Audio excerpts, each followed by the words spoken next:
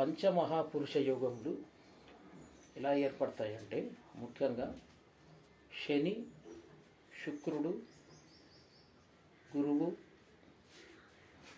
కుజుడు, బుధుడు ఈ గ్రహాల వల్ల పంచమహాపురుష యోగములు ఏర్పడతాయి. ఎలాగంటే ఆ గ్రహము స్వక్షేత్రము, మిత్రక్షేత్రము, కేంద్ర త్రికోణాల్లో లక్ష్మీ స్థానం, విష్ణు స్థానాలు అంటారు.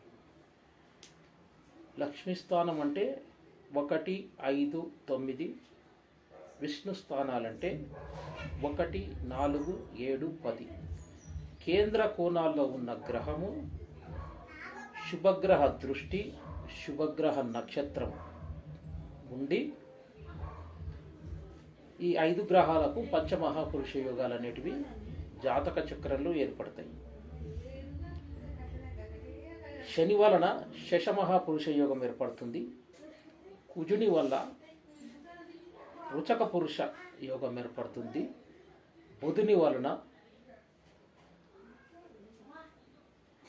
భద్ర మహాపురుషనమునకు కానీ కేంద్రమునకు కానీ